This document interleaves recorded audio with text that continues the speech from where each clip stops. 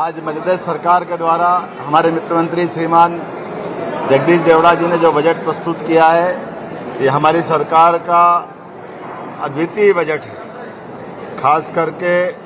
जिसके माध्यम से हमने सभी वर्गों की बेहतरी के लिए प्रयास किया है और जो 2047 की हमारी यशस्वी प्रधानमंत्री के माध्यम से $2 ट्रिलियन की जो इकोनॉमी है, अर्थात 250 लाख करोड़ का बजट का जो रोडमैप तैयार किया गया है, उसी सिलसिले में अपने बजट को 5 साल में 2 गुना करने का संकल्प लेकर हम धीरे धीरे आगे बढ़ रहे हैं।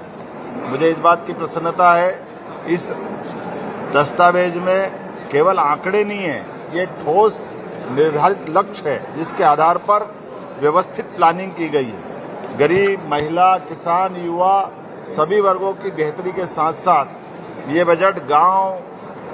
गरीब और खास करके व्यवस्थित प्लानिंग के भरोसे से मध्य प्रदेश विकास के मामले में एक नई केवल सड़क पे चलने की स्थिति नहीं, हवाई उड़ान की तरफ आगे बढ़ेगा। मुझे इस बात की प्रसन्नता है कि जहां इसमें सर्वहितैषी योजना के माध्यम से हमारा राजकोषीय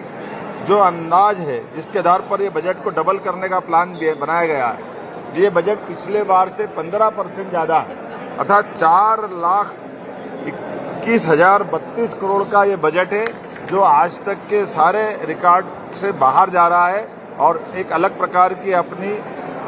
हमारी तरलता की, आर्थिक स्थिति की सुदृढ़ीकरण की बड़ी पहचान बन रहा है। मैं मान के चलता हूं इस बजट के माध्यम से जो हमारा 2025-26 का बजट है, 2025-26 के बजट में 24-25 के बजट की तुलना में जो राजस्व में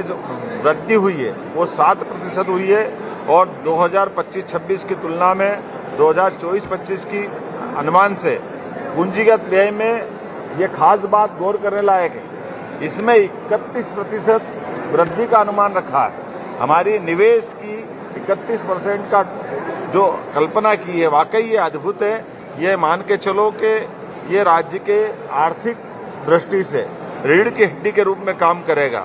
मैं मान के चलता हूं कि 2025-26 में जो विभिन्न प्रकार के व्यय की जो बारे में जो प्रावधान किया है, ये 17% अधोसंरचना के लिए, इंफ्रास्ट्रक्चर के लिए हमने 17% की जो इसमें प्रावधान किए हैं, ये पिछली बार के 2024-25 की तुलना में 31% ज्यादा है।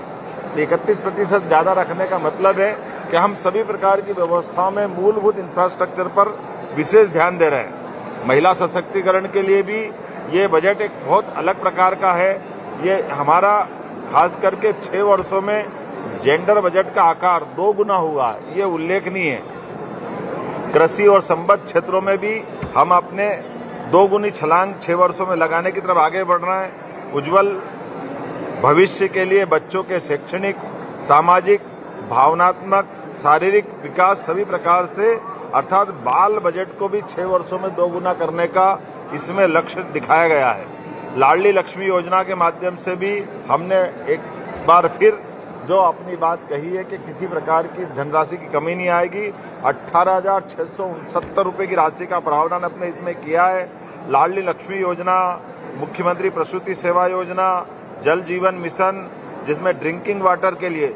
सब मिलाकर के लगभग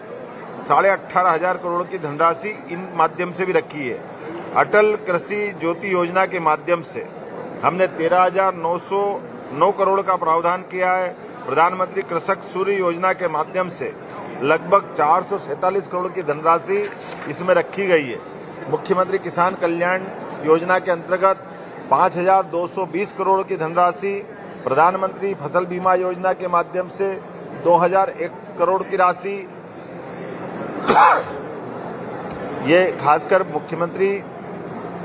फसल उपार्जन योजना के माध्यम से 1,000 करोड़ का प्रावधान हमने इसमें किया है और समर्थन मूल्य पर किसानों की फसल पर बोनस का भुगतान के लिए भी 1,000 करोड़ का प्रावधान हमने रखा है। मुझे इस बात की प्रसन्नता है, कृषक उन्नति योजना के माध्यम से 850 करोड़ का प्रावधान और पहली बार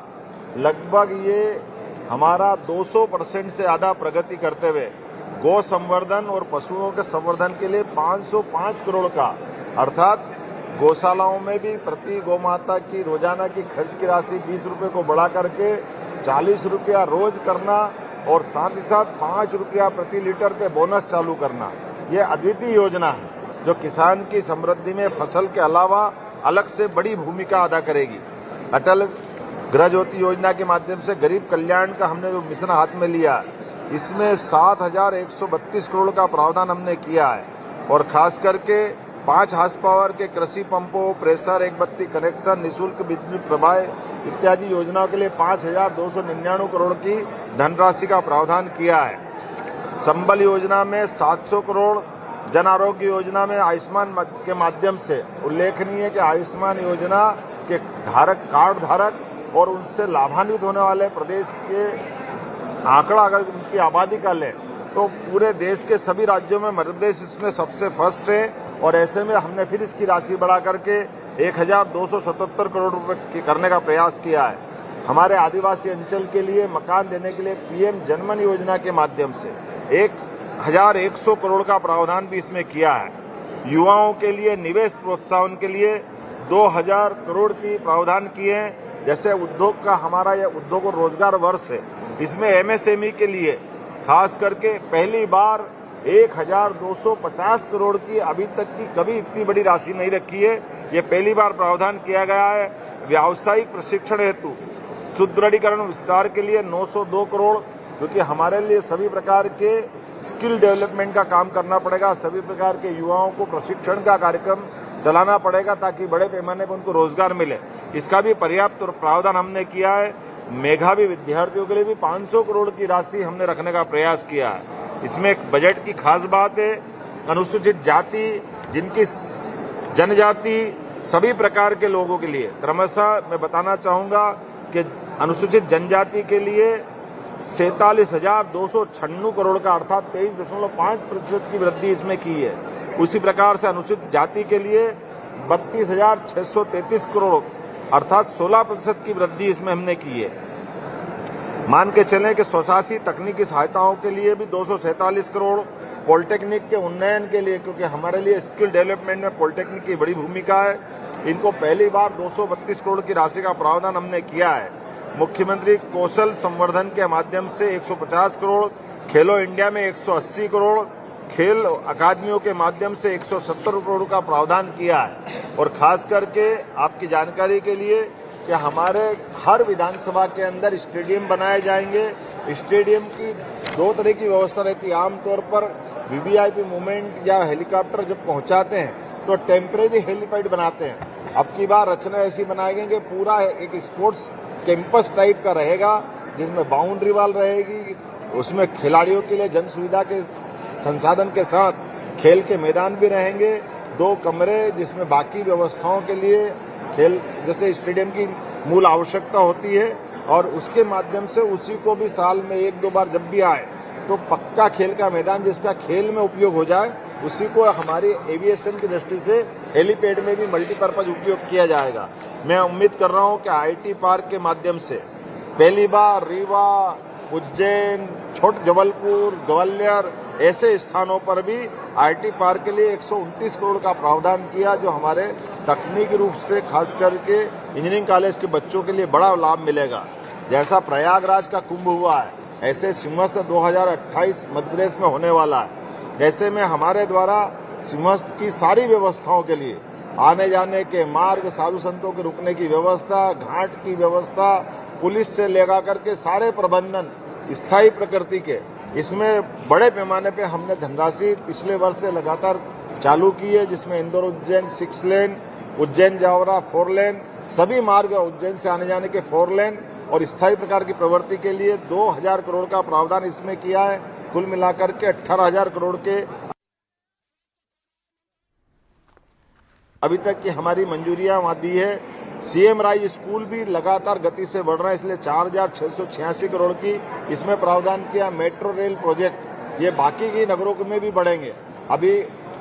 इंदौर और भोपाल में, आगे जाकर इंदौर और उज्जैन में, जबलपुर, ग्वालियर अलग अलग शहरों में बढ़ाने के लिए मेट्रोपॉलिटन सिटी में भी हम काम कर रहे हैं, जिसके माध्यम से अभी पहले चरण में इंदौर और भोपाल, इंदौर के आसपास इंदौर, उज्जैन, देवास, शाजापुर का मक्सी, और धार का पीथमपुर, इस मिला को मिलाकर इंदौर मेट्रोपॉलिटन सिटी, ऐसे ही क्रमशः राजधानी भोपाल को जैसे जीआईएस में इसको सुंदर किया, भविष्य में 25 साल तक हमारे भोपाल का और सौंदर्यीकरण रहे और सभी प्रकार की अधोसंरचनाओं में व्यवस्थात्मक रूप से निर्माण कर सके प्लानिंग के आधार पर। तो भोपाल, रायसेन, नर्मदापुरम, सीहोर, विदिशा इत्यादि स्थानों से मिलाकर के एक मेट्रोपॉलिटन सिटी की कल्पना की गई और उसके लिए भी धनराशि रखने का प्रावधान हमारी सरकार के द्वारा किया गया। जन